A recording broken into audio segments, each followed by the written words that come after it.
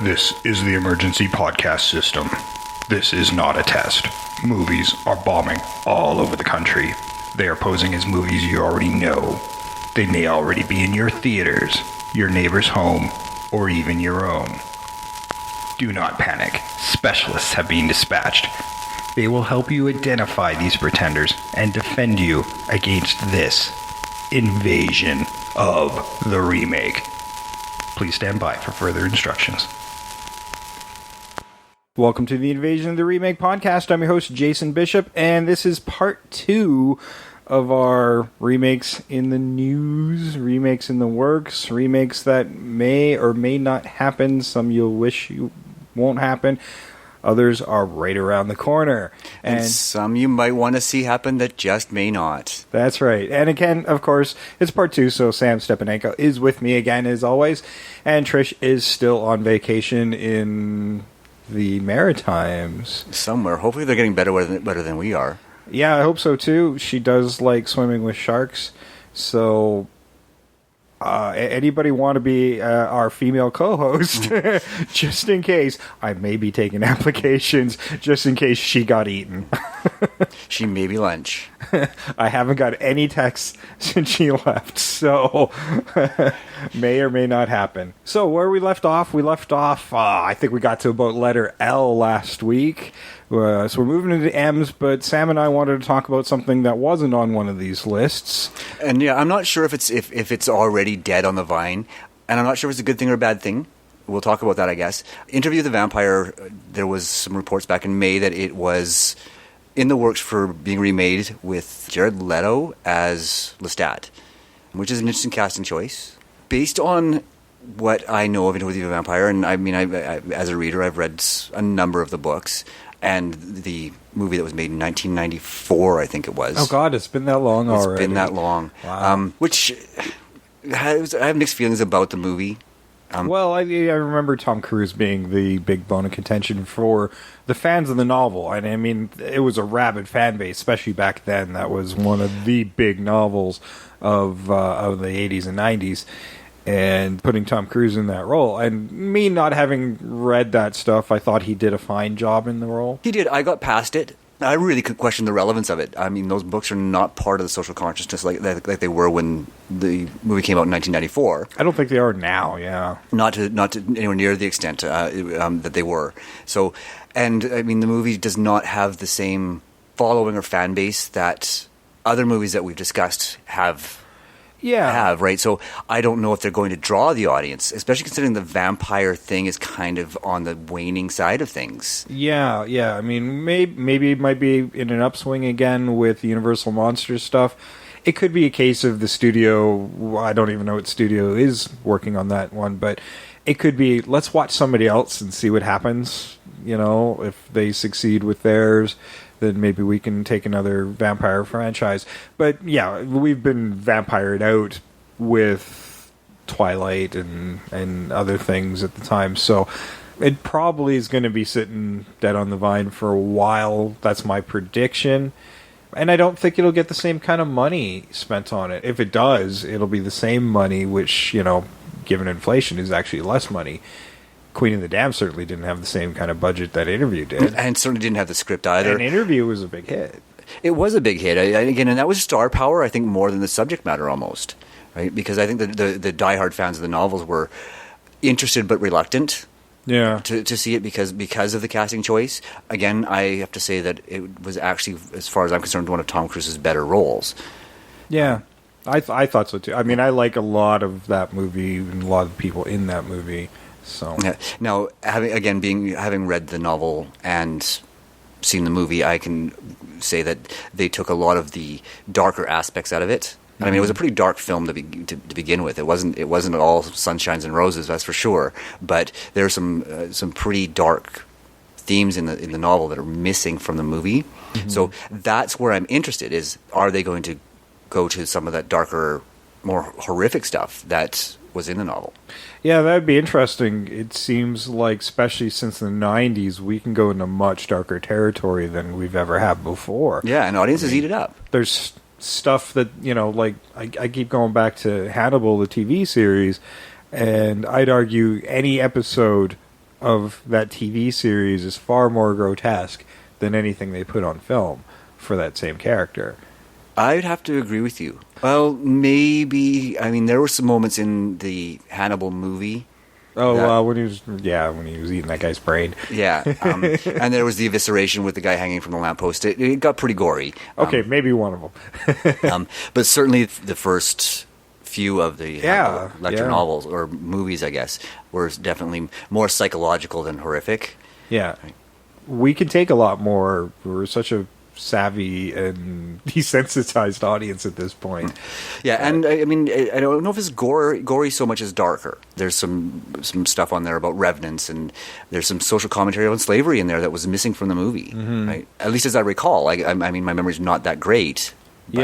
Yeah. I mean, there's definitely some sensitive subject matter in there, and Anne Rice was not shy to tackle that stuff in her novels. No, she often got criticized for it back in the day. She did, because she did tackle uncomfortable subjects. Yes, and dealt with them with a very deft hand. You felt like you learned something without being slapped in the face with it. Yeah.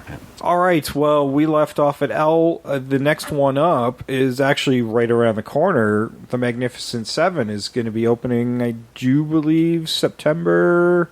Yeah, September this year. There's a trailer, Denzel Washington, and a whole big cast, and just looks like a fun action western.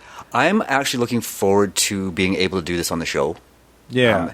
Being the fan of westerns that I am, and if anybody's ever met me, it's a complete non sequitur that I am a fan of westerns.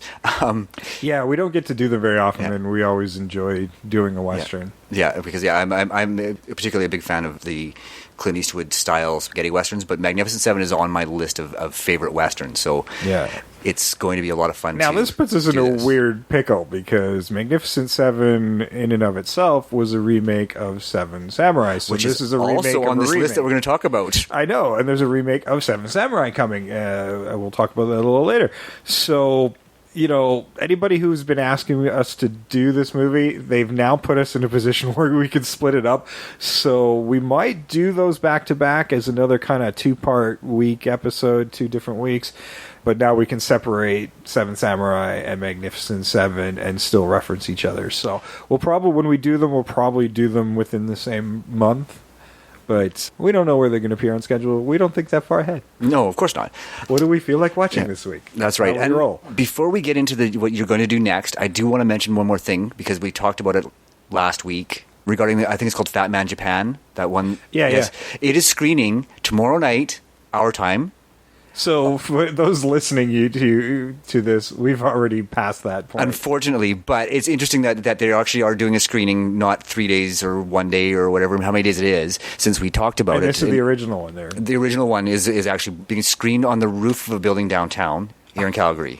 Oh, wow. Yeah. So I think it's part of the CUF Festival, the Calgary Underground Film Festival. Oh, God, we're already into that. We're already into that, yeah. Man, I need to take a look what's going on. Yeah, but I just thought it would be a fun mention. We're not going to get a chance to see it, obviously, but I just thought it was fun that we talked about it, that we knew nothing about it, and then I happened to read been buried in the studio. I have no idea what's going on in the world. Somebody told me the Olympics were happening. We won some medals. And now the Calgary International Film Festival is happening. And, I guess it's the Underground Film Festival, which is the better one anyway. Yeah. Shit. I have to go online and see what's going on. I got to try to catch something, because they always have some great horror at those. They usually do, yes. Yeah. All right, well, we're talking Magnificent Seven, so I'm going to treat you guys to the trailer, and we'll see you on the other side.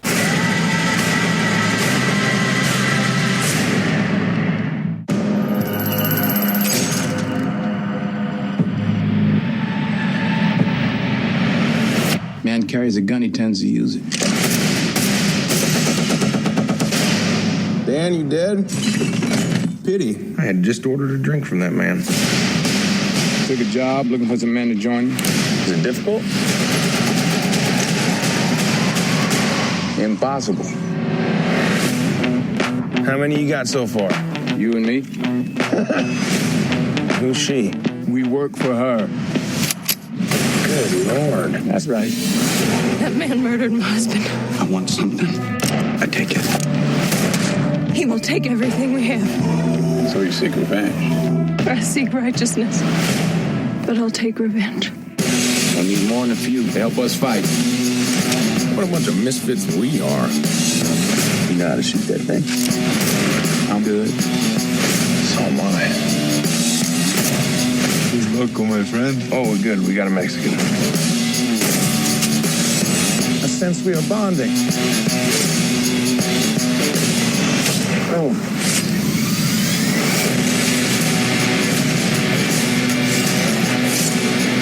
We got a 7. He's got an army. And they'll be murdered by the world's greatest lover. Why are you here? Fighting someone else's fight. These people deserve their lives back. Just make sure we're fighting the battle in front of us, not the battle behind. Every man got the right to choose where he dies. We have nowhere else to go, so... You ain't never seen a soldier like me. 1, 2, 3, I'm a vigilante. 4, 5, 6, kiss that ass goodbye. When I pull the gun, then somebody gotta die. What's the plan?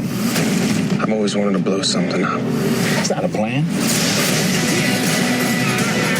put your lights out. We can do this right now. I'm ready. How'd we do?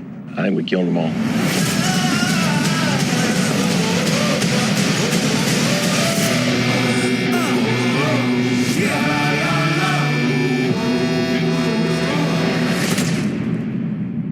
Well, that looks like a very different Magnificent Seven than the one I saw years and years and years and years and years ago.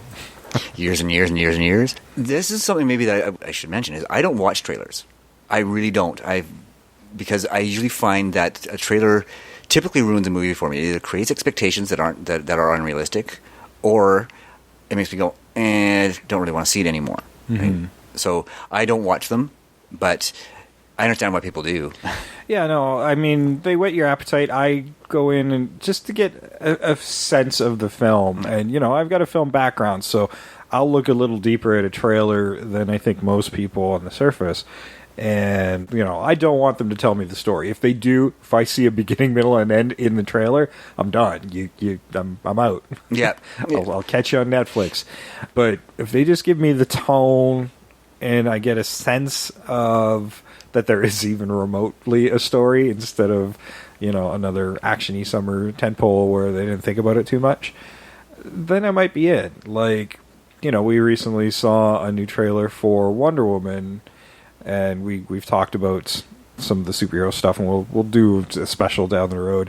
But, you know, as much as I wasn't overly thrilled by the trailer, but there's a good sense of story there. There's more plot in that trailer than we got in BVS, Man of Steel, Suicide Squad combined. Yeah. So that makes me hopeful for the film. Yeah, and it's interesting that you mentioned that one. We're getting a little off topic with the Magnificent Seven. We'll get back to it, okay? Yes. I read an article... We're kind of done with Magnificent Seven. We'll be on to another movie in a minute. Yeah.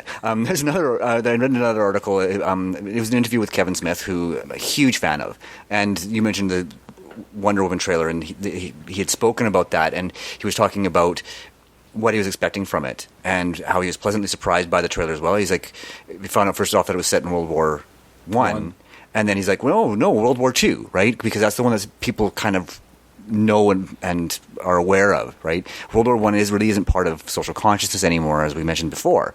Mm-hmm. But then he said he saw the trailer and he's like, oh, I see what they're doing here, and he's excited for it now. And this is one of the few trailers I have seen because Jay had mentioned it. So and it does look more intriguing than, as you said, any of the other DC movies that have come up to it. A new trailer dropped today, which is August 23rd at this recording. So for anybody listening, it's probably a couple weeks ago, for a new Batman animated film. Now, DC does these animated films all the time, but this one is set in that Batman 66 world. It's Adam West, Burt Ward, and the original Catwoman, whose name Julie Newmar, are coming back, and then they're getting some great voice work to kind of replicate some of the passed on folks. And a full trailer dropped today, and I am more excited for that thing than any DC movie coming up, like live action ones. So go check that out. That's Batman: Return of the Caped Crusader. Sounds like fun. And I read another article about them returning. I did not realize they were that far into production, though. Yeah, it's coming out digitally, I think, at the end of October, and DVD, Blu-ray, early November, which I'll probably hold out for. But if they do with what they did with Killing Joke and do a theatrical, one-day theatrical, I might actually do that, because that would be fun in a crowd. That could be a lot of fun in a crowd with all the camp and stuff like that. So yeah, it could be fun. Now, speaking of camp, they are remaking, or at least thinking of remaking, Major League. Oh, fuck. Really? You know, and this is another one. Like, okay, part of me does get it. It's the underdog team of baseball players. We've seen this story a few times, and part of that movie's charm is the unique cast that gelled really well. It's, again, one we've talked about it before. It's lightning in the bottle. It's really going to be hard to do it again. And when they did do the sequel for it, just losing Wesley Snipes lost a lot. It's absolutely like the sequel was clearly not the success that they had hoped. I'm not going to say it was all Wesley. It's just all those people together in the same spot. Like, it just, something clicked. Absolutely, there was a cast chemistry there that you don't see as often as you'd like to see in a movie, actually. Yeah. I mean, and you had Charlie Sheen at his peak. I mean, not counting his TV series, because I don't. And you had Wesley Snipes sort of at the beginning, early in his career, showing what he's really capable of. You had so many other talented, less well-known actors in there, but it was the chemistry, and it was a fun way of telling that underdog story. Yeah. Now, I mean, looking at the studio, I think that was Morgan Creek. They've been selling off a lot of properties and holding on to some weird ones. This, I think, is one of those weird ones, and part of me gets it. I mean, I think the original was an $11 million budget, and it quadrupled its money. Like, it made huge box office for very small investment, and I think that's what they're thinking of. I mean, baseball movies don't require a lot of special effects, so it really comes down to your talent. And at the time, that was a very young and up-and-coming talent pool that was fairly cheap to get. You're right. That was part of it for sure. I mean, because none of them were A-list stars at that time, right? I mean, like I said, Wesley Snipes was at the beginning of his, well, not the beginning, but he definitely wasn't the star that he became for a brief period of time there. Same with Charlie Sheen. And Tom Berenger, too. Tom Berenger. And he was kind of on the other end of his career. He was already starting to wane a little bit. Well, he had, at that point, another kind of resurgence. Yeah. Before, and I think that was on the strength of that role. Yeah, for sure. Right. So, yeah, and then you had a bunch of old character actors in there who were coming near the end of their careers. Mm-hmm. And then you had your usual, I've seen that guy before, actors who've been in other movies, but you don't remember which ones. Yeah. But all in all, the cast works really well together. It's really hard to say if they can ever capture that again. If they treat it more as a reboot rather than a remake, it might work. Yeah, well, this feels a lot like their Ace Ventura idea. I just don't see it working with another actor. No. It's really, really hard to recapture some of that, especially comedies. Comedies are so difficult to remake because they really do rely on the cast and the chemistry and the quality of the writing. And you can't just go back and remake that same movie with the same old jokes, because then you're not doing anything with it. Yeah. Right? Yeah. So it's really tough to say, especially in the United States. You have a built-in audience for baseball movies. Yeah. Right? Yeah. It being America's national pastime. You know, they may have an audience there just because of that, but does that make it necessary or even worthwhile? Remains to be seen. Yeah. So that one, I'd be interesting to see what happens with it, but yeah, I won't go see it. Manhunt is being remade by John Woo. It's a remake of a 1976 Japanese thriller by a Chinese director. I don't know if this is going to be strictly Chinese language or if it's going to be done with English actors, because he's worked both sides of the fence. But given if he goes back to that gritty feel of Hard Target and The Killers, man, that could be a fun grisly action movie we haven't seen in a while. I'm trying to remember the last John Woo movie that I actually saw and enjoyed. That wasn't where he didn't go all Hollywood. Right? And I have to say that I actually prefer his Chinese language films. I'd agree with you too. I prefer his Chinese language stuff over. There's something about that over the top thing that he likes to do that just translates well there's a lot better into the Chinese stuff. But I mean, if you were to do an English language film with that same sensibility that he used early in his career, this could be a lot of fun. Yeah. Pick up the gun. Pick up the gun. They're talking about remaking The Man Who Shot Liberty Valance. That was a John Wayne movie. Another Western. Another Western. A lot of Westerns on this It's list. making me happy. That we're seeing the resurgence of the Western, and I get why we're seeing remakes of Westerns. Yeah, because there's something about the costuming and stuff of those older ones that looks kind of cheesy and a little too polished. And when True Grit came out, and we'll do that in a much fuller episode, but for me, it did feel like script-wise, it was pretty much the same movie. Like, it didn't watch very much differently than the John Wayne movie, but boy, it sure looks different. Absolutely, it captures a rawness to it that we don't see in the 60s, 70s, and even the 80s westerns. That's when you started to see that change. But in the 80s, westerns were already a dying genre at that point, so you didn't see many of them. I think Clint Eastwood was actually the one who was making them with Pale Rider and Unforgiven. Yeah, you didn't see a lot of new sort of Hollywood budget westerns. I think the others who are seeing remakes of westerns is because they're familiar material that stand up and could potentially draw a new audience in. Whereas these newer westerns, go back to Eastwood, Scott Eastwood does have a western that is out or has been out that I haven't seen yet, but I'm interested in seeing. Kiefer and Donald Sutherland did one, but they weren't part of public consciousness because they're not getting the attention that the remakes might. Yeah, I totally agree. Yeah, well, there's so many westerns. We'll probably hit one or two here that are going to be repackaged as a different thing. In fact, Liberty Valance is actually going to be repackaged as a gangster movie. That sounds similar to what that Bruce Willis movie where they remade Fistful of Dollars, which was a remake of a Kurosawa film. That name escapes me right now. I'm sorry, guys. But yeah, that particular story has been remade numerous times, but those are the three that stand out. And they were all remade as different genre films, and they all worked really well.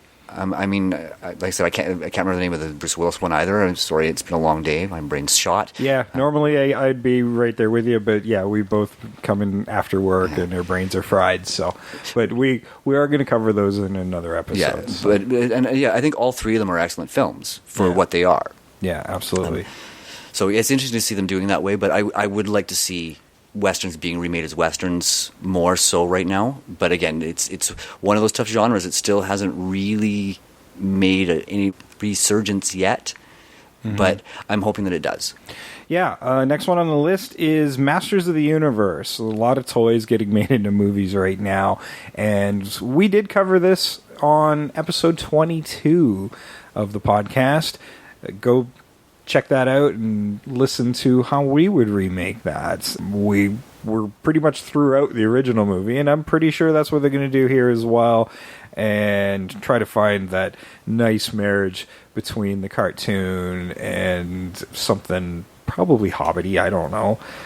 I'm just seeing if anybody's attached to this right now. Doesn't really look like it. Christopher Yost, it looks like he's working on the screenplay. He did Thor: The Dark World, Don't Cringe, and Thor: Ragnarok. He's also one of my favorite comic book writers who wrote X-Men. So I have some faith in that. Yeah, I have no opinion as of yet. Like I said, because there's so little information out there yet. But yeah, I think we're a long way off. Yeah. I think it's a property that bears attention. Mm-hmm. I think there's something there, and like I said, you want to see what that is, or hear what that is, episode 22. Yep, exactly. Episode 22. Although I wasn't there, but you weren't there, yeah. If you got an opinion, opinion it now. Yeah. No, and I don't, aside from the fact that it does bear revisiting, but you have to be aware of your target audience with this, because right now, your target audience is not... Your movie-going audience right now is not the 18, 19, 26-year-olds. Mm-hmm. I know you jumped to whole ages there. It's going to be the 35 to 45s who remember it. Yeah, and that's just it. Despite relaunches and stuff, it never quite caught on like it did in the 80s. So if you did it now. It's parents taking their kids and from their childhood and kind of reintroducing it. Exactly, and that's something that they really have to bear in mind when they're doing this remake. Yeah, tricky. Okay, this one's got me really ticked off. Oh, I know what you're gonna say. Is it Memento? You said what you were gonna say. No, please, God, no. This movie is perfect the way it is. Fucking leave it alone. It's not an old movie by any means. It's like, what, 2000? It's not old. So, what the fuck? I don't really understand this one. AMBI Pictures are bankrolling this remake, and they also bought the rights to Cruel Intentions, I Heart Huckabees, The Passion of the Christ, because, that needs to be remade, Rush, and Robot and Frank, which I don't even know what that is, and Donnie Darko. Already, whoever's the brain trust behind AMBI Pictures, fuck you. I hate you with a burning, fiery passion I didn't know I had. Yeah, I'd like to see what your fucking business model is. Really, I mean, what is going through your head that you would want to remake Memento or Donnie Darko? Yeah. Or actually any of the movies on that list. Like, there's not one of them that... Maybe Robot and Frank, just because I don't know what it is. And maybe that one. I have no opinion on that one. But the rest of them, every single one of those movies is such a unique film. And they're not really that old. Like, what different could you do with Passion of the Christ other than, like, do it in English? Yeah, I mean, I guess. Yeah, right? But why? Why? You're undercutting the potency of every single one of these films just by even considering a remake. Yeah. Right? Like, you're never going to be able to reproduce what was created in any of those films. No. This is just lunacy, sheer lunacy. It is. It is. You wasted your money, guys. You're going to be gone in no time if you make these. Like, hopefully your option money was small. Just reinvest into something else, because these are bad ideas. That's right. If you're looking for one of those unique properties, hire a writer to write you one. Find somebody who's got some creativity, but don't remake these films. I can tell you right now, we're not going to cover one of those on our show. No. Not one. There's no fucking way you can get me to sit through a remake of Memento or Donnie Darko. No. You can't get me to sit through I Heart Huckabees, a remake, or the original. I tried. And same with Passion of the Christ. You know what? Once is enough for that film. Like, it's Rush. a really difficult film to watch. Yeah, no. Yeah, I'm sorry, you guys. You got nothing there. Good luck with it. And if you are currently working for AMBI Pictures, spice up that resume. Yeah, and leave off the fact that you worked for AMBI Pictures, because they're dumb. Yeah, no, bad move. Go looking for work right now. Trust me. They're talking Men in Black again. I don't know. Like, we now know that the Men in Black 21 Jump Street is dead. Thank God. And I think we all think that. And rebooting this might be smart. It might be. The truth is I think it was a dead franchise when they made MIB3. Yeah, and I'd almost say it was almost... because there's just that little bit of over-the-top silliness about those movies that really bugs me. Like, they're almost perfect, and then they just go a wee bit too far sometimes with some of the lowbrow jokes. Yeah. I'd like to take them to just take that franchise just a little more seriously. I think if they were going to do it, and it would it can't be a remake. I think it would be more of a reimagining at this point, because I don't think you want to just replace Will Smith. I think that's the smarter way to go here. Yeah, I think that Will Smith should be in it as in the mentor character. Right? Yeah, I would actually love to see it as a continuation. Yeah. He takes up Tommy Lee Jones's role. Exactly. Right. Yeah. I think that would be a lot more interesting, and I think it would be a lot less remakey, for lack of a better way of putting it. And let's be honest, Will Smith needs a frickin' hit. I know Suicide Squad is doing really well for financially, but it's not a good movie. No, right? no. And the thing is, I actually enjoyed him in that movie, by the way. Well, I mean, we talked about it before, but whatever its faults, I didn't think it was really in the casting. It was a script and directing problem. Yeah. Yeah. But yeah, I think that would be a better way to go with Men in Black, is do MIB Next Generation or something like that, instead of trying to, again, recapture what was magic in that first movie. Because again, that first movie, a lot of them what made it work was Tommy Lee and Will Smith. Yeah, absolutely. Now, James Wan is circling around Mortal Kombat. Now, again, I think this should be more of a reimagining rather than a remake. Those movies are fun and cheesy, but they're not particularly good. Honestly, if James Wan's is smart, just call up somebody over at Midway and say, hey, who wrote some of these video games? And help us really define these characters. We saw a web series not too long ago where they tried to take some of those conceits and bring it into a very modern world and really ground it.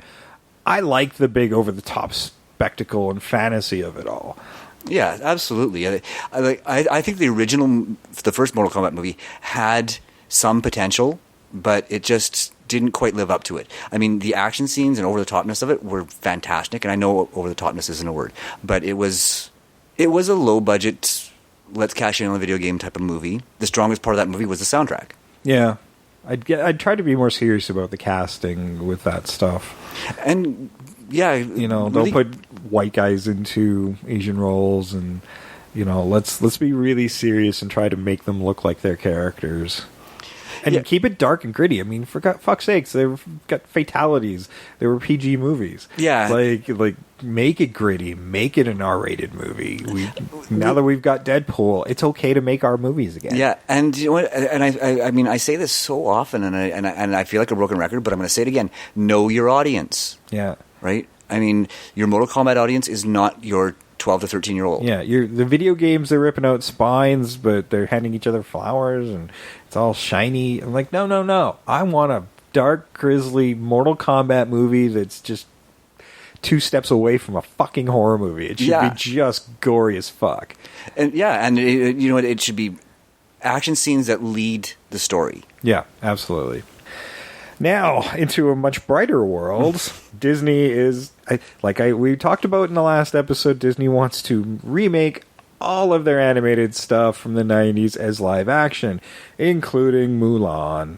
All right, we already know how we feel about that stuff. Yeah. Just moving on. Last week.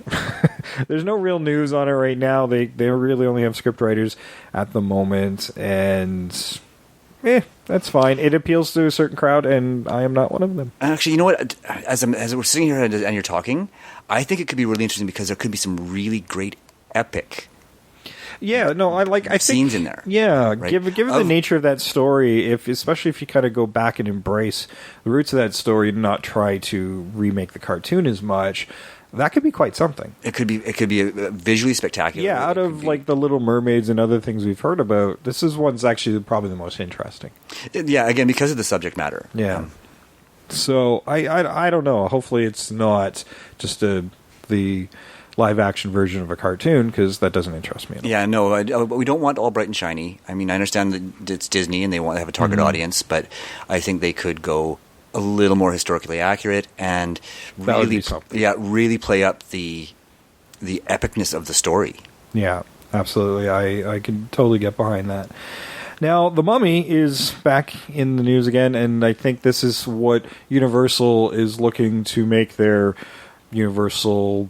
We talked about it last week. They're basically their Marvel universe, the Universal universe, the Universal Monsters universe, a linked universe of all these creature characters, and it makes sense. One of the most successful relaunches would be at the center of that, which would be The Mummy.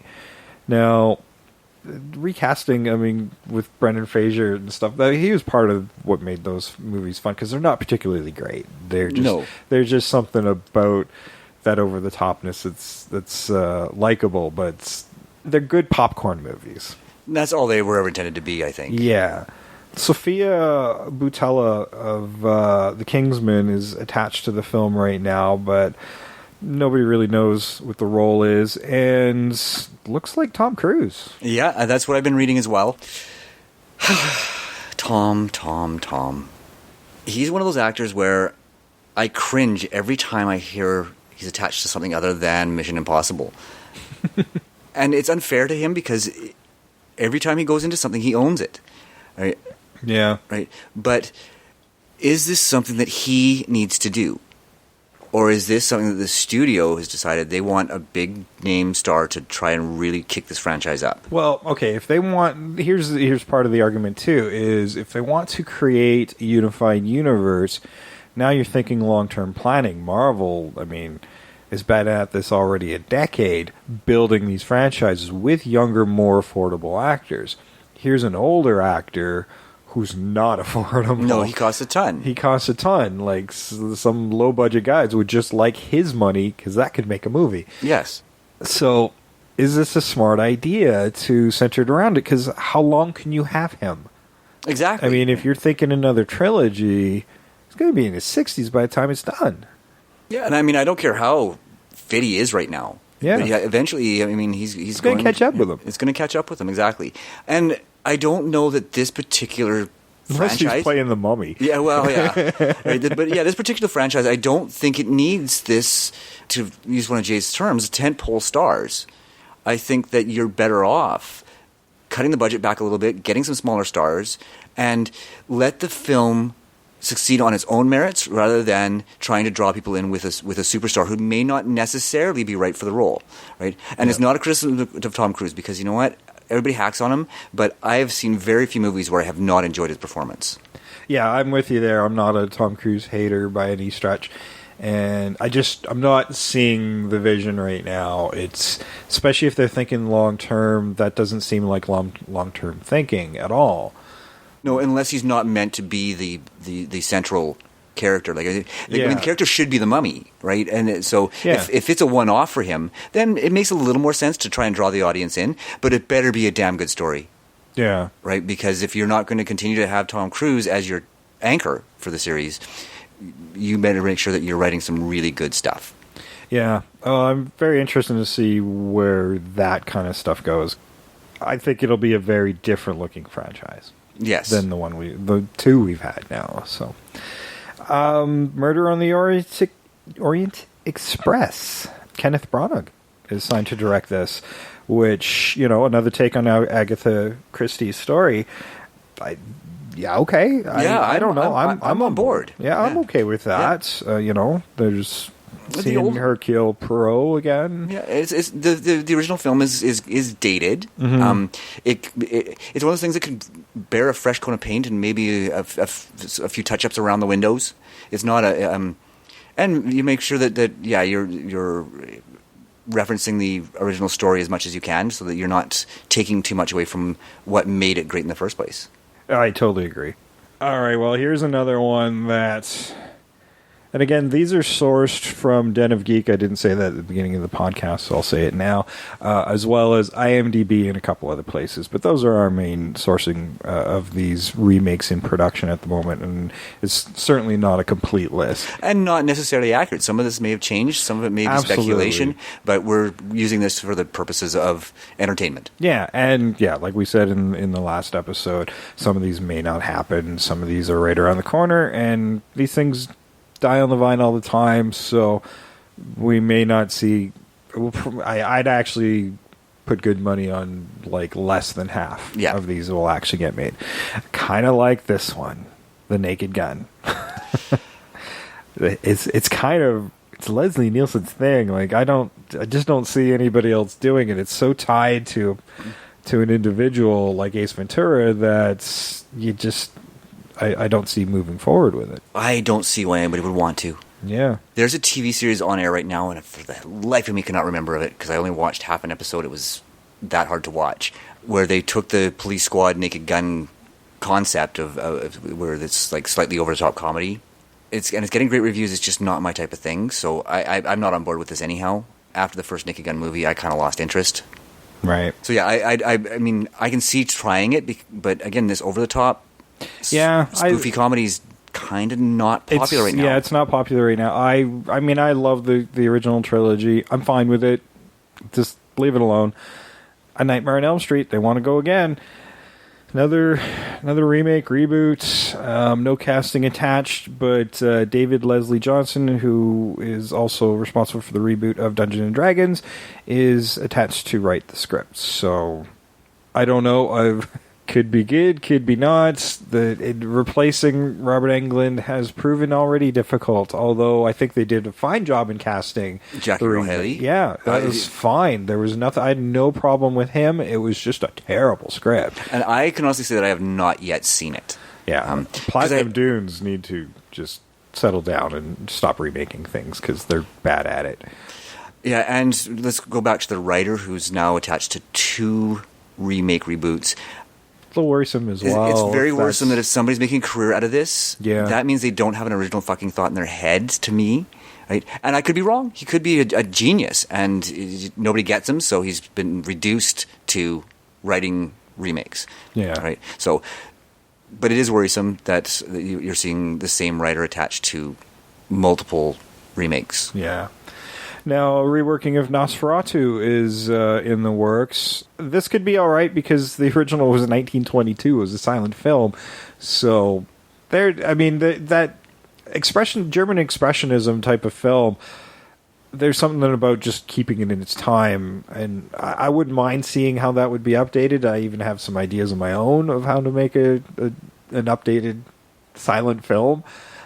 I'm curious about this one, mainly because they have kind of utilized the characters and the situations from that already in a different movie, which was Shadow of the Vampire with Willem Dafoe. Yeah, I want to eat you later. So curious. I don't know if we need it, and as we talked about earlier, vampire movies, I think people are done. Vampires and zombies, man. Now, they do have Ocean's 11s on here, but we did update you on that last episode, so I'm just going to skip by it. Ooh, Pet Sematary. They want to remake Pet Sematary. Director Mary Lambert. And Juan Carlos Fresnandillo from 28 Weeks Later are circling this one. Ooh, the script is by Jeff Bewley, the writer of Midnight Meat Train. Well, shit. I did not like that movie. I'm a huge Clive Barker nut, and it's okay. Out of Clive Barker movies out there are definitely worse ones than Midnight Meat Train, but it's not great either. No, it's not great. And we did talk about that during the Rawhead Rex episode, I think. Yeah, that's right. You want to hear me rant about that a little bit more, go to that episode. But yeah, the first movie was fine. I know it's on one of Stephen King's least favorite adaptations of his books. Well, and maybe that's it. Maybe more accurate adaptation, but because it is a really long book. It is very long, and I don't think it needs to be remade. I think that really, because of the depth and intensity of the book, it'll never be captured on film. Well, I mean that first movie, I was still pretty young when that came out, so I don't know how that stands up now. But as a kid, it scared the fuck out of me. Like, it took me 3 sittings to get through that whole movie because it unnerved me so much. Yeah. And there were parts that, the performance by the young boy who plays the child in the movie was astounding. Mm-hmm. Like, it was really, his performance was what made that movie as good as it was. And there's this one, it's really understated, but it's so powerful and I'm sorry if you haven't seen the movie, spoilers, because we have to warn you, when he gets hit by the truck and all you see is the shoe, incredible direction. Oh god, that was so intense. Intense. And I don't necessarily understand why this is on Stephen King's list of his least favorite adaptations, because they did the best they could with a film medium. Good adaptation of the book. It's probably not the most accurate. I haven't been able to read that book, so I don't. After that movie, I don't want to see anything. To this day, I've never watched it again. Nor have I, actually, because that kid was so fucking creepy. Yeah, right. Yeah, it disturbed me so much. It stays with me even now. All right, well, Hollywood seems to be bound and determined to bring back the farcical comedy, and this one's, Jesus, after I don't know how many movies and direct-to-video stuff, Police Academy is on the list again. You know what? I'm not hating on this one. You were talking about this on the last episode before we aired, and Key and Peele, the sketch comedy guys. Yeah, and that's what makes me go, this might not be so bad. Yeah. Because they have proven that they are really good at this type of comedy, both through their sketch show and through Keanu. I mean, anybody who can stretch out a 90-minute movie about a cat, they've got something there, yeah. right? Now, they're only producing this right now, but that could change. Yeah, and I mean, I wouldn't be surprised if it does, but certainly if they're involved with the writing and the casting and even casting themselves, I would not object, because what little I have seen of their actually seen of them is entertaining. They're very good performers. They're very good at the sketch comedy, playing characters. So it could be fun. It'd have to be very original. Take the bare bones of the original story and make it new, though, because you don't want to repeat the same old jokes. That's the thing about comedy, and that's what makes it so hard to remake, is if you just repeat the same old jokes, you're not bringing anything to it. Yeah. Now, they got Predator on this list, the Arnold Schwarzenegger classic. Big fan of the original movie. I'm a big fan of the franchise, despite some of the missteps with Aliens and Predator. I'm kind of surprised to see Robert Rodriguez is not attached to this one, because Predators was a very solid film, kind of going back to formula, but I don't think it did very well at the box office. And maybe that's just it.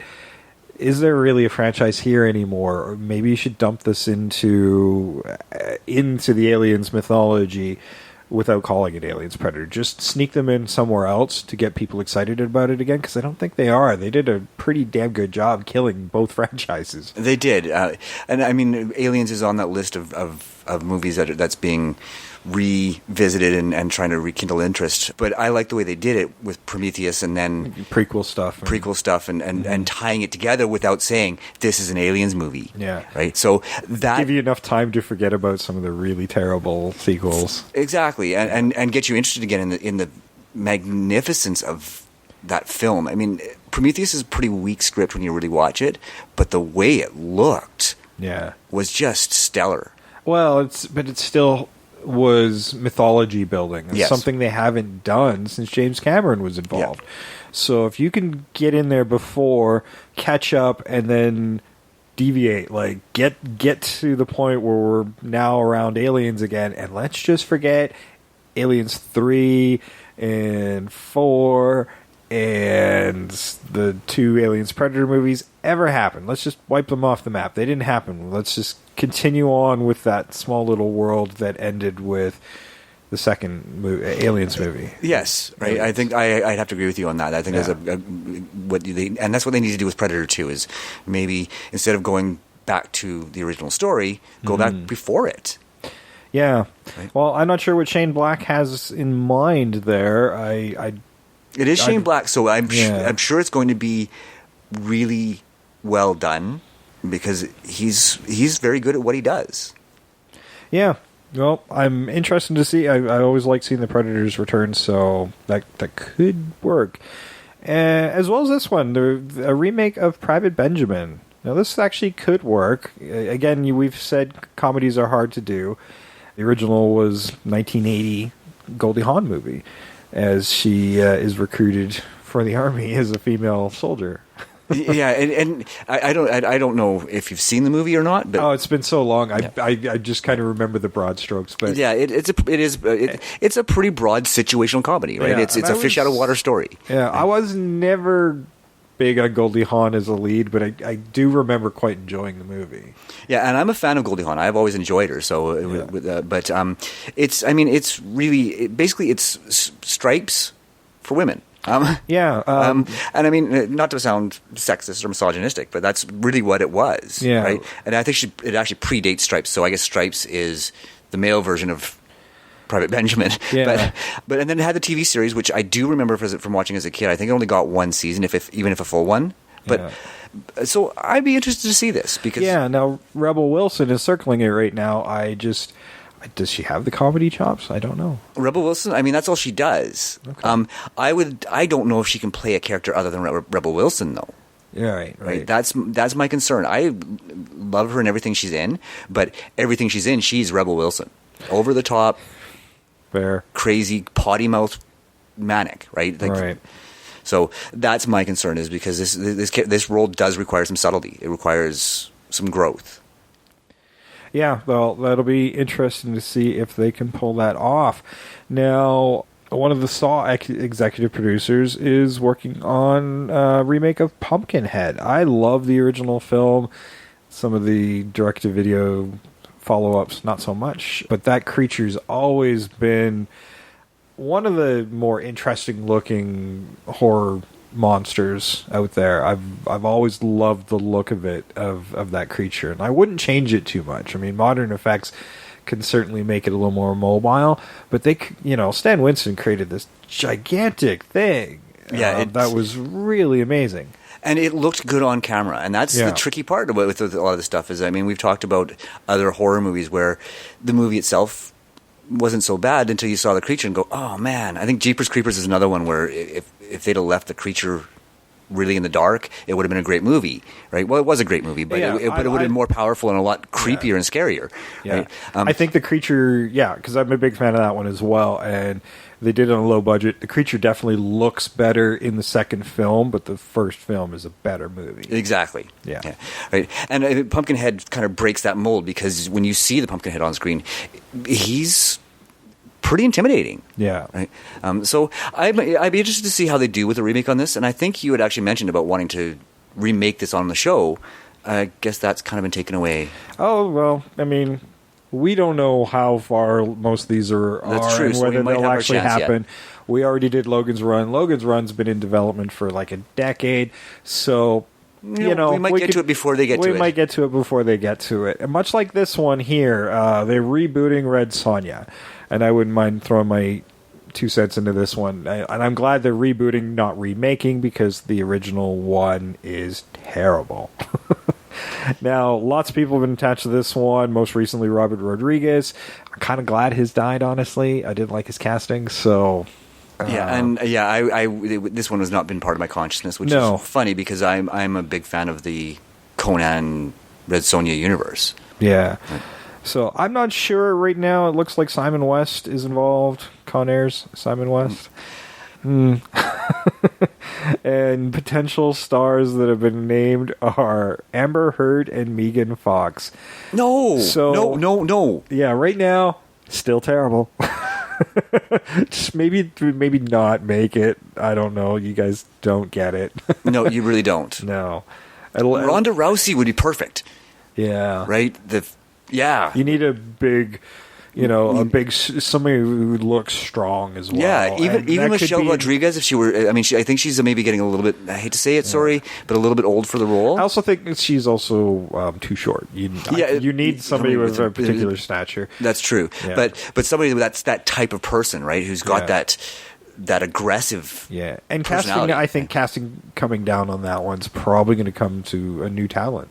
I think it's going to be somebody we don't know yet, but you might be right. Most likely would come from the MMA world. Yeah, somebody who's got that aggressive physical presence, right? Yeah. Brian De Palma reuniting with Al Pacino for Retribution.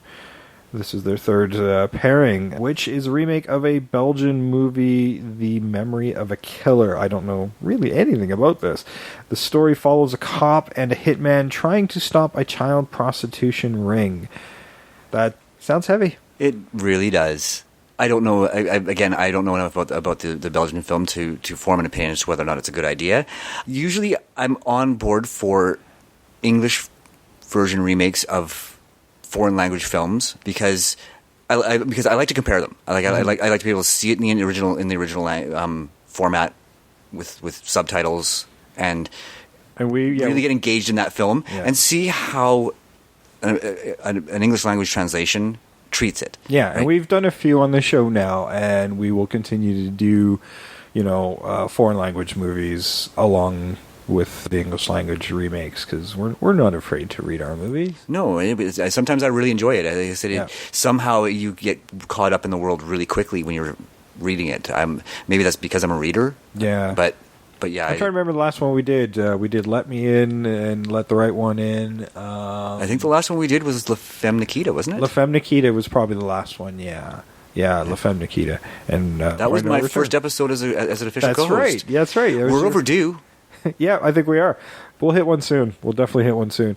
Now, speaking of Ronda Rousey, she is attached for a gender-swapping role of Roadhouse. You know, taking Patrick Swayze's role. I mean, fundamentally, that changes the film quite a bit just in and of itself. I'm on board. Yeah, I'm on board with that, too. Like, a female bouncer, I mean, that alone changes things quite a bit and makes things fairly interesting. The script is written by Robert Cohen of XXX and the Fast and the Furious fame. So, I like the Fast and Furious. I can take or leave the original XXX, but it's certainly better than the follow-up. Yes. No, I'm also returning to theaters soon. Yes, but with the original XXX. So that's with Vin Diesel again. So hopefully they get a slightly stronger script, and it might be enjoyable. But we're talking about Roadhouse. Have fond memories of the original movie. I remember seeing it in the theater, and it being Patrick Swayze, who was certainly one of the more prolific actors of the late 80s, early 90s. There's a certain part of me that's like, ooh, I mean, it's kind of one of his iconic roles, but for the most part, I think it's society's changed. I think that they could do a really interesting update with this. Hey, you put somebody like Ronda Rousey in there, like, yeah, I could totally buy it. She kicked my ass. Oh yeah, she scared shit out of me. Absolutely, I'm on board with that. Yeah, so the one thing is, I was never afraid of Patrick Swayze, but I'm afraid of Ronda Rousey. Yeah, exactly. Because I've legit seen her beat the shit out of people. yeah, and you know what? Realistically, I mean, we'll see if this actually does get made. Right. I think that. I wonder if her star fell when she got defeated in the Octagon. You know, the interest in Rousey seemed to fade a little bit after that. Yeah, she pulled herself from public consciousness deliberately because of the flashback. Well, my understanding too is because she was stretching herself thin, you know, she wasn't training as much as she probably should have been for those kind of fights as well. So, you know, maybe just focusing on the MMA for a while and getting back into her training might be the right idea. And if she doesn't want to retire from MMA, I don't think her star's faded enough to as a viable star, as a viable actor, that we couldn't buy that, and maybe she's spending her time in acting. Like, well, and we just haven't seen her do a lot of dialogue on screen either. So. Yeah, the little bit of dialogue she had in the Expendables 3. Sorry, I lost track of how many there are. She was strong enough that I'm comfortable seeing her in larger roles. Yeah, in Fast and Furious 7, we barely got to hear her talk at all. So. Yeah, it remains to be seen. Yeah, but she has an engaging personality. Like when you see interviews with her, she's very engaging. So, yeah, let's see her something where she can carry on her own strengths. Here's another one who's already been remade. Scarface is looking like it's going to be remade again. The original from 1932, the Howard Hawks classic, and then Brian De Palma's more remembered remake was the second one. So they're looking at doing it again in present-day Los Angeles. I have no issues with this. I really don't. Well, we've already seen the time period move from the 30s to the 70s. So, yeah, why couldn't it work? The subject matter itself is still relevant. Right? I would let it... this is one of those things I'd like it to be its own thing, though. I don't want them trying to regurgitate some of those classic lines from the 70s film. I agree, because then you become a parody of yourself. Yeah. It's one of those cases where you really don't want to be confused with that. Like, make your own identity, because once you start making those little nods, it's a different kind of movie, guys. You can't just start doing stuff like that. Yeah, you cannot Al Pacino a movie without Al Pacino. Yeah, I agree. Don't even have him cameo. Nope. Just don't do it. You carve your own path with that one, and you might get a similar audience, and hopefully they'll react to it like they did with the 70s one. As long as they can, as long as the only thing they should be keeping from that movie from the early 80s is the grittiness of it. Yeah, and I think they will. I mean, when you got a big uphill battle when you're trying to remake Howard Hawks and Brian De Palma. Yes. So, oof, I don't envy that filmmaker. We talked about the Seven Samurai earlier. Yes, that is a thing that is being remade. Remaking Kurosawa, that's a tricky one. Yeah, there's a big difference between remaking and being inspired by. This is a straight up remake. It's not an inspired by taking the story and changing it. It's, at this point, they're trying to remake it. Well, the studio has hired Rob Letterman, the director of Gulliver's Travels, Goosebumps, and Monsters vs. Aliens, to take the job. He probably doesn't sleep much right now. Oh my gosh. What in his resume makes you think that he can handle this? That he's Kurosawa. Yeah. Like, oh, okay. You know what he's doing right now? He's watching every Kurosawa film ever made. Yeah. And going, okay, how did he shoot that? How did he shoot that? How did he shoot that? Oh, I like the way he did it with the light. Oh, yeah, I'm screwed. here's one of those just defining filmmakers who changed the way cinema works. And then you get the guy who did Goosebumps to remake it? Okay. Yeah, no pressure, man. No pressure. Good luck. I was on board until I saw that. Yeah, but, I did not know that when we were talking about it earlier. You know, they're. You know, we haven't seen, none of those movies that I just named are things he's done similar to this. So maybe he's better at an action thing because the comedies not so much. Well, those were the huge successes. So no. Now I will say this: I have seen Gulliver's Travels, and I will say that it looked really good. Okay, right? I mean, not a good movie. Yeah, but it did look really good. Yeah. So, you know, maybe if has the right script and the right support crew, right DOP, right writers, right ADs, right producers, he's capable of capturing a look. So I'm going to reserve judgment on it right now. Yeah. Now, it looks like they're going to take another attempt at Shaft. Samuel L. Jackson did come in to play Shaft's son, so it was actually kind of an unofficial sequel rather than a remake. Yeah, I'm not sure if it was his son and nephew or something like that, but it was a family member. Yeah, a family member. Yeah. I think you're right. Maybe it was a nephew. And that was back in 2000. And according to this, they want to go with a more comedic tone, which is the wrong way to go. In my mind, this worked best in its time period, guys. Like, if you're going to do it, I'd do a 70s kind of... honestly, this is... I talked about it last week. We're seeing these movies that were set in the 70s doing really well. I mean, I referenced Nice Guys because I really liked it. If you haven't seen it, please see it. So, yeah, it's a see a movie, these set pieces, right? Mm-hmm. I don't want to call them period pieces, but they really are. They're just not really old period pieces. Yeah. So I agree with you. I think that it could be remade and remade well.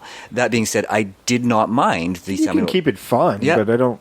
Yeah. When I hear comedic tone, that worries me some. Yeah. Well, I mean, the one that with Samuel L. had a comedic tone as well. It had its sense of humor. Yeah. Right? But it still felt something that paid homage to the original film, and I think the tone of that movie's kind of there. It just wasn't the strongest script. Yeah, I mean, Richard Roundtree appeared as Shaft. Yeah. in the Samuel L. Jackson movie, so why not? Right? I mean, it's perfect with that homage that we talk about, right? Especially if you're going to not remake but reboot or continue on a series, then that's a great way to go. Yeah. And the funny thing is, I think Richard Roundtree and Samuel Jackson are actually very close in age, so it's kind of funny that they were playing. Samuel Jackson's like in his 60s. That's true. They probably are pretty closer in age than further apart. Yeah. They're looking at remaking She's All That. Moving on. All right. Baffled look on my face. Short Circuit. Well, I'm sure robotics has come a long way since then. As long as they don't just CGI it, I think if they do it as like they did then. Yeah. I mean, the character was fun. I mean, and you had Steve Guttenberg, who was at his prime. Yeah.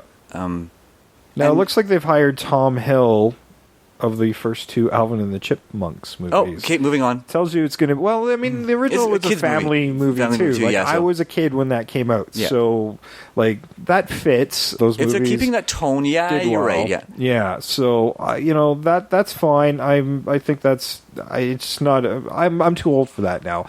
I liked it back then, although I'm curious because Fisher Stevens is attached to appear in the movie, and he was in the first two. So I'm wondering if there's a connection In a very controversial ethnic role. Yeah. I don't know. Hopefully it's a different character and just one of those cameo nods Yeah. to the original film. Yeah, fair enough. Now, to be fair, the originals, when I was a kid, when these movies came out, I did not know that he was not ethnic. I had no idea that he was Caucasian. That was partly due because of my young, impressionable mind not understanding stereotypes and the ramifications of what it amounted to blackface. Yeah. Well, hopefully they stay away from that, actually, Yeah. or at least cast the right ethnicity for that character. Exactly. Right. I mean, and again, the first movie, it was a lot of fun. It's not a good movie by any stretch of the imagination, but it's a lot of fun. Yeah. Speaking of fun, I actually really liked Sister Act, so this worries me a little bit that they want to do another one. And hey, all those guys going, wait a minute, Jason likes comedies? He keeps saying he doesn't like comedies. I did once in a blue moon, I do like a comedy, and I really liked Sister Act. Yeah. Now, I'm a little puzzled. I'm like, why don't you just make another one with Whoopi Goldberg? Is she busy? Good point. But so I don't know what this one's going to look like. It is penned by Kirsten Smith and Karen McCullough of Legally Blonde and the House Bunny fame. They're good comedic scriptwriters. Yeah. So I just don't see. I mean, it was a bit of a formulaic comedy in the first place, so I just don't see anything new here. that's the problem. Is what are you going to bring to it? Yeah. Right. Yeah, and that's going to be tricky with that one, and generally is with comedy in general. What is there new to say with that piece? A little known French movie, Sleepless Night, is also looking like it's going to be remade with Jamie Foxx and Michelle Monaghan. And given that there's actors and a director, Bara Bo Adar, attached to this thing, looks like we're getting this sooner rather than later. It's looks like a mix of Die Hard and Taken, which, all right. Die Hard in a nightclub? I kind of want to watch the original now. Yeah, I was going to say that maybe I'll watch the original and then we'll form an opinion on it. I mean, Jamie Foxx is one of those hit or miss actors for me. Either I really love him or I really hate him. Yeah, here's a guy who, wins an Academy Award and then makes a movie about the robot attack plane. I don't know. Yeah, I have to admit his performance was good, but his portrayal of Electro... Yeah, oh boy, Yeah. That was... I blame the script. I don't blame Jamie Foxx for that. Well, I'd like to ask him, I'm like, did you lose a bet, or was this a choice? Yeah, because, I mean, like I said, he was good. Man, that movie, it really felt like they'd forgotten how to make a comic book movie at that point. It felt old. It felt like it was late 80s, early 90s, those early Batman movies with the cheesy villain that's underdeveloped, and all the villains in those Batman movies are kind of cardboard cutouts of each other. Just put a new person on it, but they all had the same personality. It just drove me nuts. And Spider-Man suffered from the same issue that so many of these superhero movies suffer from: too many villains. Yeah. Right. The original, they're not the original, but the Tim Burton Batman series, too many villains. Yeah. Right. The Spider-Man movies, both Sam Raimi and the most recent reboot, too many villains. Right. You need to focus on a single villain and really flesh them out in order to make a movie interesting. Yeah. And that's where Marvel's doing it right. You don't have 2, 3, 6 villains in a movie. It's one big bad. Yeah, don't blow your wad. You got a whole universe to play with, and you get there when you get there. Yeah. Yeah, I agree. Well, producer Brian Grazer is remaking Splash with Channing Tatum and Jillian Bell, except they're gender swapping again. It's Channing Tatum's going to be the mermaid. Why? Why are we doing this? Kudos to them for trying to sort of. I don't want to even say think outside of the box, because this is becoming the box in Hollywood. Yeah, is this gender swapping. Yeah, but it was already a movie that appealed to women in the first place. It really was, and I mean, kudos to Tom Hanks for that, because I mean, he's really good at playing that role that appeals to women. He plays the perfect sensitive male. And again, not a criticism. Did they just switch roles because it's far better to leave Channing Tatum's shirt off than on a woman and try to hide it? And that might be part of it, is the whole desexualization of it. Yeah, because they kept having to hide Daryl Hannah's boobs. Yeah, and that may be part of it. I think part of it is just simply that it's become the new trend, right? Is gender swapping and putting men in traditionally female roles and vice versa. Is that a bad thing? No, I don't think it's a bad thing, but pick your battles. Yeah, right? I mean, this is a movie that never really needed to be remade. Yeah, I'm not sure if we've had my argument about the whole gender swapping thing already, so why do it again? Stargate. I didn't like the first one. Didn't really watch the TV show. Didn't care for it. I don't really care that they're doing it again. And I love science fiction. This is just not one of them. Writer-producer Dean Devlin are set to return. He was behind the first one. So, given Independence Day's success, I honestly think this might already be... Well, I already think this might be dead already. Yeah. Seeing how that one failed colossally... I don't see a studio wanting to back this, but I could be wrong, because I mean, God knows it was a huge success on television. Both 2 or 3 series now. Well, there were 3. Oh, it's done now, yeah. But there were. I think the first series went 10 seasons, which is crazy long. And then they had Stargate Atlantis, and Stargate Universe didn't do too well, but I think it was just the well ran dry. Yeah, I think it only got 1 or 2 seasons, but Atlantis ran 4 or 5. So yeah, what about Stargate SG-1?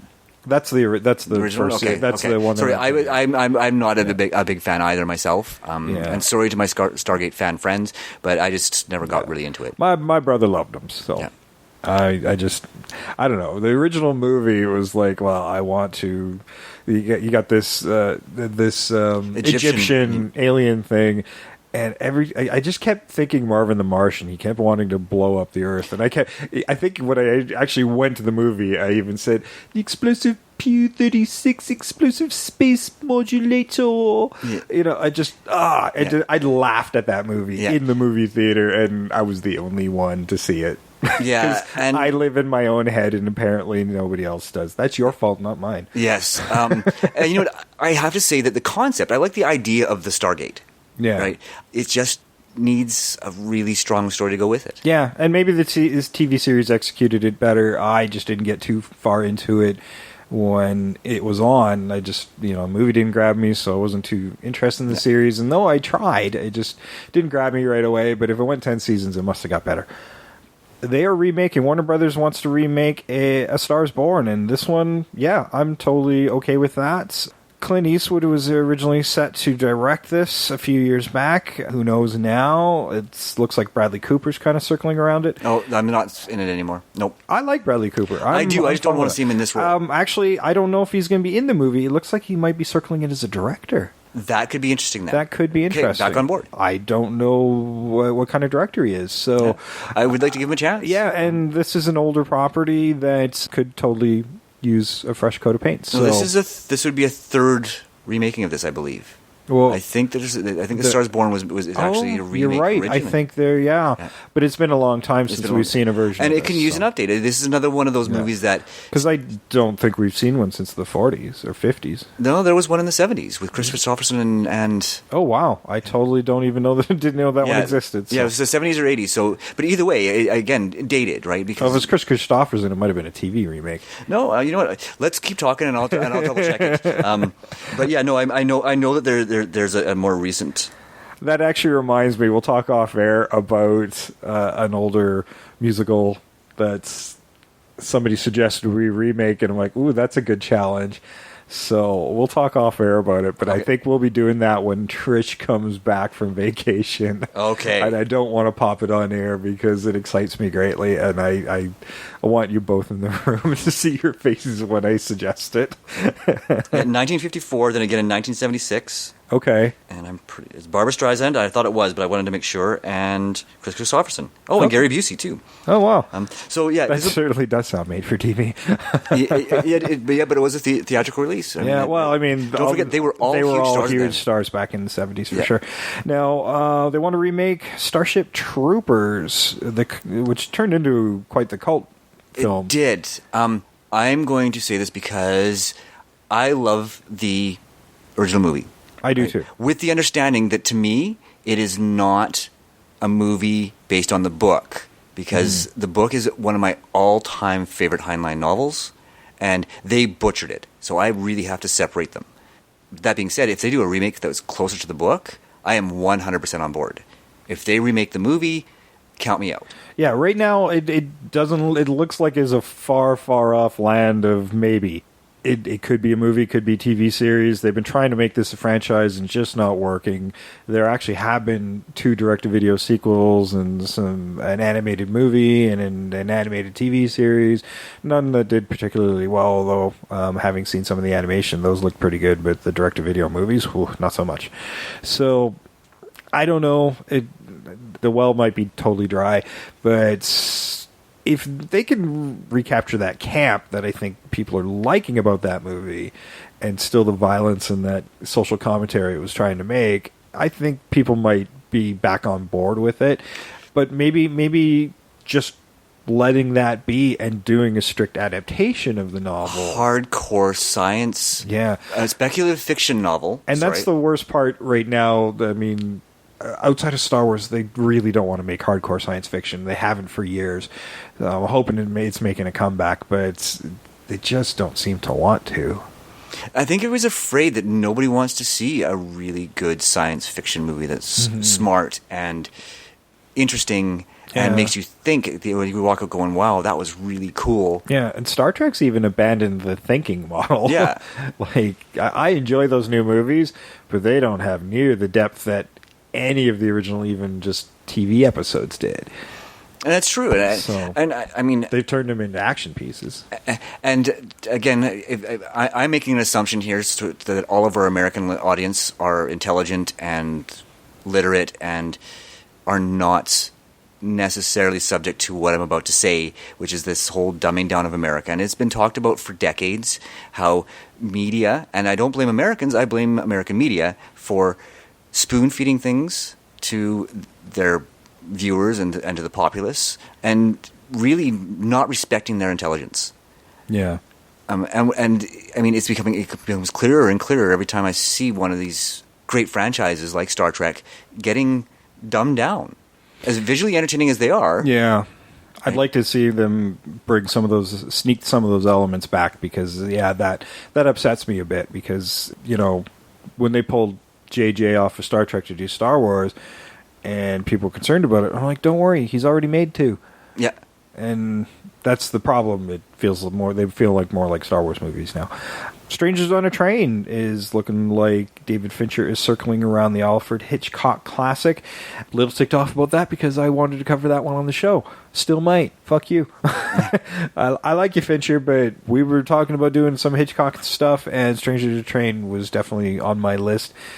Now I don't know if that's going to happen, but man, it looks like it's getting fairly pushed in the schedule, so looks like we'll be covering it a different way. Maybe, yeah. I have a lot of faith in David Fincher doing, if anybody could do Hitchcock, I think Hitchcock under Fincher will be just fine. Stuart Little, looking like they want to go back to that one. The trilogy of movies based on E.B. White's Stuart Little books. They were all big hits at the time when they came out. I just don't know if they will look all that different. I mean, I guess it would be full CG thing. Yeah, no, and that's the thing is the Stuart Little movies bared very little resemblance to the kids' books. Yeah. So, yeah, go ahead. Yeah, I'm with you too. Don't care. I remember reading the kids' books when I was a kid, and certainly the first movie, which I did watch because I had fond memories of the movie. it didn't bear enough resemblance to it for me to care. Yeah. On again, off again. It looks like it might be off again, but remake of Suspiria has been long gestating. The classic giallo film, horror film. I think it'd be good. We've talked about covering it on the show as a remake, and it looks like somebody's also working on a 12-episode television adaptation of the film as well. So whether this happens or doesn't, it's a toughie to adapt, especially for an American audience, because that Italian feel is so much a part of that movie. Yeah, so. And it's funny that you mentioned that you had wanted, and I don't remember if we had this conversation or not, but my stepson, Skylar, said that we had brought this one up. He says, when I first told him I was coming on this podcast as a regular co-host, he's like, you guys need to do Suspiria. Right? Yes, my stepson is almost as cool as my wife. Yeah, well, it was on my initial list of things to remake when we first conceived of this show. So chances are we'll get to it before Hollywood does, the way it's going. Hey, Disney, coming back again. They want to also do a live action take on their version of Sword in the Stone. I don't think it's one of their strongest animations, but the Wizard's Duel is incredible in that. It is incredible, and this is, it's Arthurian legend. It's so easy to mess up and so hard to do right. Yeah, we've seen such really terrible adaptations of King Arthur, and we've seen some really spectacular ones as well. Yeah. So potential for awesome or disaster is looming over this greatly. Yeah. I think the one thing that the Sword and Stone does have it going for it is it's only the very beginning of the Arthurian legend, right? And this is the thing that I could see conceivably being a Pirates level franchise if done right. Yes. That said, don't use that as an example because I don't want it to look like Pirates. No. No, but I see what you're saying is if they do it right, they could pull three or four or more movies out of it because there's a wealth of material there. Yeah, Sword of the Stone. This is like Arthur as a child. Yes. And we still see him become king and learning how to be king and forming his Knights of the Round Table, and there's all sorts of stuff that could go here. So this could be a big franchise for them if done properly. I think we're quite a ways away from this right now, but given that Brian Cogman, who's a writer and producer on Game of Thrones, is working on the screenplay, gives you an idea of what they might be going for. Yeah, it could be interesting. Could be interesting. Man, again, haven't we done this before? The 10 Commandments they want to do. Again, Ridley Scott is... Oh, okay. No, there was something Ridley Scott was done there talking about Exodus, Gods and Kings. It also went through similar ground as this movie, so I don't know. I have this feeling this one might just end up getting hit in the chopping block because I think so too. We've seen it enough times in recent memory to realize that the American audiences are not interested in the great big biblical epics anymore. Yeah, not currently. I just don't think the timing on this is right. No. So I think they'll continue holding on to the rights or whatever this and developing it, but they'll wait for the time is right or feels a little bit better. But right now, no. No, that's exactly right. It's just not the time. Yeah. A second remake of the Steve McQueen 1968 Thomas Crown Affair is looking to be remade. Pierce Brosnan did it in 1999. We have been talking about maybe covering it on the show, and now Michael B. Jordan is looking like he might be attached to this one. I mean, I liked the original, or the Pierce Brosnan one. I haven't seen the original one with Steve McQueen. I think it's a fun kind of heist movie, but not overly memorable so far. So maybe another chance at this with a younger, different type of cast might work. I don't know. I haven't got enough opinion about it because, like I said, it wasn't the most memorable of movies. No, it wasn't. It was fun. There was some pretty smart stuff in there, some misdirection stuff. But yeah, I don't think it bears remaking yet. But you never know. Like I said, this is one of those ones that I'm reserving judgment on. I have to see it, see what the full cast looks like, maybe even actually watch the trailer to see if I actually have any interest in actually seeing it or not. Yeah. Mark and Brian Gunn, who penned Journey to the Mysterious Islands, that was Journey 2, that starred The Rock, is looking at remaking Time Cop. They're writing a screenplay for 1994's Time Cop that was Jean-Claude Van Damme and is based on a Dark Horse comic book of the same name. Now, the original movie and the comic don't bear much resemblance to each other, so hopefully they're going back to the source material on this one and try something a little different. Time Cop was one of Jean-Claude's more successful movies, but again, was it a good movie? Not great, and spawned a couple of direct-to-video, also not so great. So, yeah. Well, I mean, we talked about Jean-Claude's material earlier in last week's episode. Yeah, his movies are vehicles for him to perform martial arts, very much like Jackie Chan. Jackie Chan choreographs all his action scenes and then writes a script around them. Yeah, that's what a lot of Jean-Claude Van Damme's movies feel like as well. Right? Is okay. I want to do this many action scenes, and this is what I want to have happen in the action scene, and then we'll write a script around that, right? And that's kind of how most of the films after Bloodsport, right up until probably the JCVD movie, every screenwriter was going, "How can we keep writing around him doing the splits? Oh my god!" Yeah. And that, but I mean, there was a few standouts there. I think Hard Target was actually not a half bad story. Yeah. But for the most part, Jean-Claude Van Damme movies do not bear remaking. This one might be an exception because it does have actual source material that can be gone to develop a script on. Yeah, true. So I think there might be potential there, but I'm not sure where they're going right now. Yep. So Tomb Raider is looking like, and I'm sure Tomb Raider is going to be a full-on reboot rather than a remake because those scripts were terrible in the original, and I believe Daisy Ridley is attached to play Lara Croft. I'm kind of hoping they'll go with some of the newer video game stuff, a little more serious and darker tones. Well, with that's still the younger some actress, so that they could go to that younger character as well. So that could be interesting. Yeah, I think there's a lot of potential there, especially if they zone in on the newer games now that have a little more grounded feel to it and a little deflated chest. Yes. Yeah, I think it could come off more as, because even the video games, they take less focus on the tomb exploration of all things, at least the one I played, and more in surviving her experiences. She hasn't really learned how to be the Lara Croft yet. So if they're going with somebody as young as Daisy Ridley, that might be a good way to go. We haven't seen her become that really confident archaeologist, and we can certainly adventurer. Yeah, we could certainly move her into that role. But that first movie where she's surviving and having to make some really rough choices and maybe having to kill people for the first time, I'm like, there's some deep psychological aspects to that character that can be brought in, and having to make those decisions to save her friends and everything else in the midst of this exploration that she originally had gone to this island for. That was kind of the basis for that video game. So if you just follow that model, it would make a great movie. It could potentially make a very good movie. Yeah. This one I don't even want to see happen. Toxic Avenger. They want to remake. I'm assuming a bigger studio has licensed this from Troma, so it'll be bigger, polished, and look really nice. But why? Why? Previously, Arnold Schwarzenegger had even been attached to this. Yeah. No. Yeah.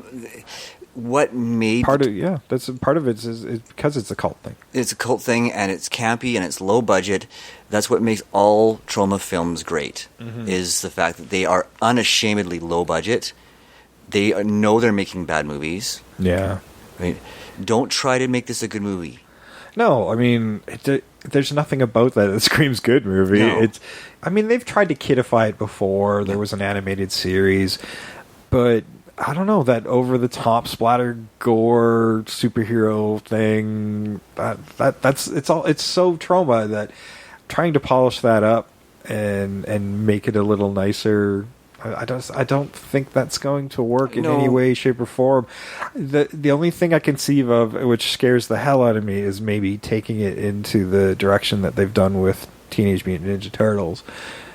And please no. Yeah, which again, I don't know. Just leave it to Troma. Yeah, leave it to Troma. Van Helsing. Now, this I'm sure is going to be part of that big Universal reboot.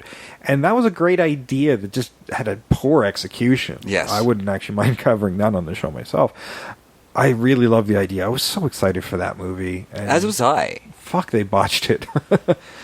They really did. Problem is they tried to cram everything on there at once, and that was a big mistake. It was, and it's no fault on the cast. No. I mean, I can't even really fault the director. Yeah, it was he did all right with it. I guess they tried to make something really exciting out of it, but it was just way too cheesy. Like, you had a Frankenstein that looked more like he'd been in too many bars eating Cheetos and not that intimidating stature, while they were still trying to at least make him the sympathetic monster, but he wasn't monstrous. And they had werewolves and vampires and witches and they overkilled it again. Let's call it that's too many villain syndrome. Right? Yeah, right. Yeah, you can only do so much, right? And I think the secret with this, if you want to reboot Van Helsing, is maybe do it through Dracula first. If you're going to do this whole franchise thing, although Dracula's been done to death. And then you can have him hunting other monsters. If you want him to be the monster hunter that he was in this original film, the conceit still works. It still works. In fact, I don't know if I just have him come into everybody else's movies rather than... You could tell his solo story, but maybe make it the Dracula story strictly from Van Helsing's point of view. Yeah, that would be cool. If you introduce him that way, and then you can introduce Dracula, because I didn't think we saw Dracula on this list. And nor should they try at this point. They just tried it with Dracula Unbound, and that failed miserably. So, and we've been saying more than once during this podcast that vampires are kind of over right now. Yeah, if you do have any vampires, like I said, they have to be ancillary characters. Yeah. Now, if you want him as that action hero, you got to make him a younger version. So if you do the Dracula story, he's going to have to be a young Van Helsing. So you can already conceive what those changes might be, just having a young Van Helsing into this universe. In the Dracula story, he's already an experienced vampire hunter as well. Yeah. Right. So there's a lot of backstory there that could make it really interesting. Yeah. Leading up to that Dracula story. Actually, I wouldn't mind if Dracula was the last story. Yeah. Like, if he, and he's remembering that story, but we could have him pop up all over the place. Like, I really like the idea of him being the linchpin to their whole universal world that they're doing. And rather than have all these creatures appear in Van Helsing, you have Van Helsing appearing in theirs. Which would make it a lot more interesting. Yeah. I agree. This one we've actually talked about remaking on the show as well, and that is War Games. Now, this one's a tricky one because it was so reliant on the Cold War of the early 80s to drive it. It was, and it's going to be very tricky to find a threat. Yeah. Oh, okay. The guy who's attached to this is also attached to the Power Rangers movie. I try so hard not to judge based on previous work. Me too. Well, we haven't seen it yet. Yeah. But I mean, even subject matter sometimes is like, okay, Power Rangers. Well, but you never know. I said reserve judgment because I have not seen it. You're absolutely right. Yeah. Well, I mean, he's done all sorts of things. Horrible Bosses and King of Kong director Seth Gordon has also been attached to the remakes. So, okay, a hit and a miss there. Yeah. So I don't know. I mean, I'm interested to hear more about this as they go along because it is so reliant. The original screenplay was so reliant on the Cold War, and if they make it a present day thing where Russia's really not the threat anymore. So not in the same way. Not in the same way as they used to be. So, but they still have that technology. It really is two computers, a computer getting confused with a game rather than, and that can still work. It can still work. You know what? You have some young hacker who accidentally taps into an old system that everybody thought was defunct. It could work that way, right? Yeah, totally could work.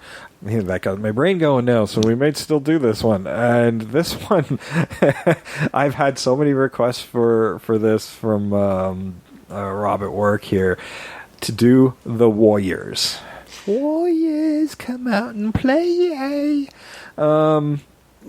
It is kind of reliant again on its setting. It's very reliant on its setting. I mean, there's still plenty of modern day gangs and stuff, so... But...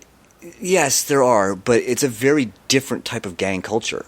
Yeah. Right? I mean, gangs in the 70s, especially in New York, that's why I see they were it more social groups that had a turf. Yeah. Right? They were friends that hung out together and protected each other from other gangs, right? Gang culture nowadays is a very different type of enterprise, right? I mean, gangs are in a lot of ways a business now. Yeah. Well, and maybe that's part of what they're thinking here. I don't know. I mean, that could be a good way to go. Like, you don't have to tread the same ground. You can maybe borrow the movie name, but it could be something completely different. You could have that one street gang that is trying to do something good against this more illicit enterprise type of gang. So yeah. I don't know. I mean, it certainly could work. I could see them maybe ditching the roller skates and stuff. Oh yeah, certainly. Yeah, especially if they're bringing it into our current times. The cultural, the timely cultural events are going to be very different. It's like I said, I honestly, no matter what, I have trouble seeing it working unless it's handled really well. Now, this is actually being developed by Mark Neveldine, who was the co-writer and director of the Crank films.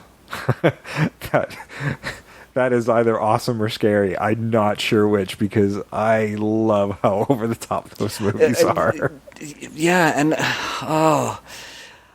I have to strike this one off my list of things that I would ever want to see remade. Totally fair.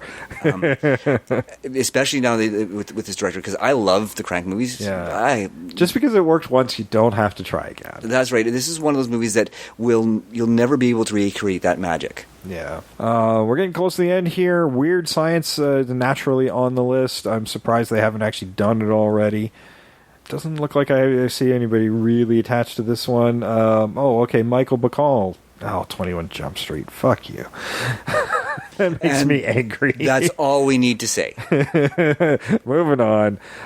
Oh, okay. I read about this before. They are looking at remaking The Wild Bunch. It's actually something that Will Smith is contemplating, and it's a modern-day setting of DEA agents hunting down a Mexican drug cartel. So they've... No. I don't know. I mean, I really like The Wild Bunch as a Western. No. I'm not sure if I see this one. Yeah. Sorry. If they'd have kept it a Western, I might have bought into it. Actually, I certainly would have. But I'm so tired of DEA agents going into Mexico to hunt down a drug kingpin. Yeah, right? It has been over that. Yeah. Way the fuck over that. It's been done to death, and it's been done well. Yeah, that's true. And we've got Narcos on Netflix, so... Right, I mean, you've got A Man Apart with Vin Diesel, and there's so many movies about that. It's like... Yeah, and they're all kind of meh anyway. Exactly. And I really do feel like that would... when you start... You're taking something special away from it by taking it out of its setting. In this particular case, absolutely. You're now just turning it into kind of a generic action movie. And I mean, we're directly contradicting what we were talking about with the... I forgot the last movie, the other Western we were talking about. They were setting it into a sort of 40s gangster setting. Liberty Valance. Oh, yeah. I mean, that one could totally work. Yeah, that could totally work. And the Wild Bunch could work in a different setting, but I don't not think the one that we see right now. Yeah, this one's not working for me either. It just sounds like a TV episode, honestly. Yeah. Yeah. Of course, the Wolfman is on this list because every other Universal monster has been on this list. So I don't know if we need to reiterate this too much. The last attempt at it didn't go so well. So despite the great casting, yeah, the casting was good. It was just lackluster, but fairly faithful if memory serves. It just didn't hit very well. Aaron Gazowski is attached to this one, who wrote Prisoners. That's got some potential. Yeah, and they're targeting April of 2017, which they better get their asses in gear if they want to hit that date. So I don't see anybody attached, so I'm going to say no, that's probably not going to happen for April of 2017. And been a lot of buzz, and this one's happened pretty recently, of Zorro, specifically called Zorro Reborn. So I think this is just a rebooting of the franchise. More likely, yeah. Yeah.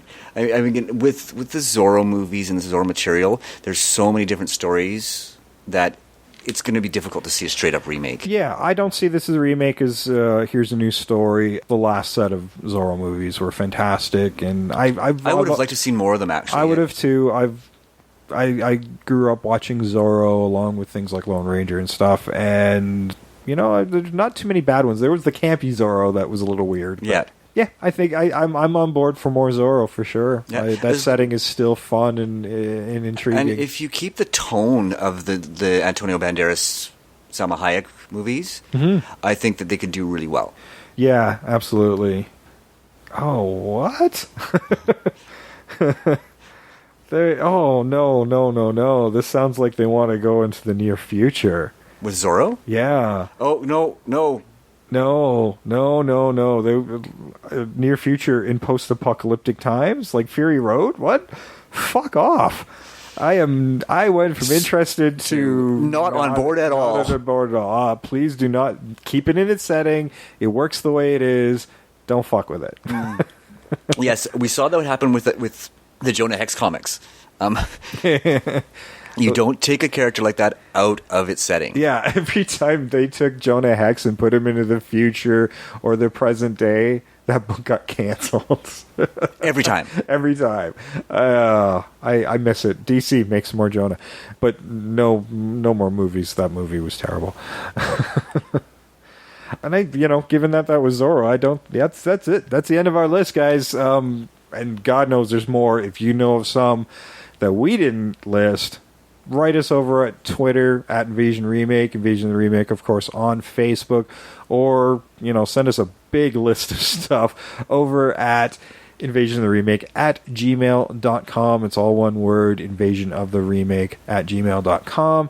And if you got some good comments, suggestions, and like I said, more remakes that weren't on this list that are coming up, and some news that you want us to report on the show, let us know. I'll do it. I'll tell you. Happily.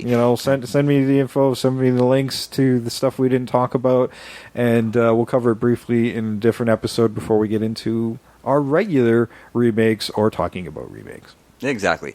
And you know what? If you have updates on any of these remakes that have been canceled or they've had just more people attached to them, by all means, share that information with us. We're still happy to share updates. Yeah, right? Absolutely. Especially if it's something we're interested in. Yeah, we do live under a rock, and we'll try to update you as best we can on the progress of some of these as they march forward. With the list this long, I'm guessing maybe about 20 of them are going to actually happen within the next 10 years. Yeah, so it's a comprehensive list, but not complete, and it certainly is not an accurate reflection of what's actually going to happen. Yeah, and there'll be new stuff gets optioned all the time. This invasion is never going away, guys. We're going to be doing this until our deathbeds the way they're going. This is a long, scary list, and there's a long, scary list behind us. Yes. So we've got no shortages of movies to talk about. We're officially into year 2 now, so next week we'll get back into it with something big. Well, I guess we did something big already. We did Ghostbusters. Yeah, this one's going to be a different kind of big, I think. Different kind of big. Sometimes I get guys requesting us to do classics, and we kind of gave our reasons why in the zero why we don't want to. But every now and again, we will. So I'll let that sit with you because the list of classics is a long one. But every now and again, I think there's one that can be updated. So we'll see you guys next week when Trish is back. Hopefully. We're not sure if she's going to be back yet or not because we recorded these last 2 kind of back-to-back. So there might actually be a 3rd episode without Trish. I hope not. We're trying to get a hold of her. Hopefully we can Skype her in. But if not, well, we'll do it without her. Yep. Because the show marches on. Because you guys are listening. Yeah. If you see us post on social media, of course, repost it. Help us out there. Like us. Share us. Give us 5 stars on iTunes and a rating. It really helps us out on iTunes. They, you get featured on their front page based on reviews and ratings. So we really need you guys to pop in there, drop just to quickly click those stars, and just write a couple of sentences. It goes a really long way. We don't charge for this show. We don't ask you guys for money. We give you, up to 2 hours of great content every week. So just do us that solid. We really appreciate it. It helps us out immensely. And of course, you can find us on all sorts of platforms as well. YouTube, Stitcher, Google Play Music, Audio Boom, Blueberry.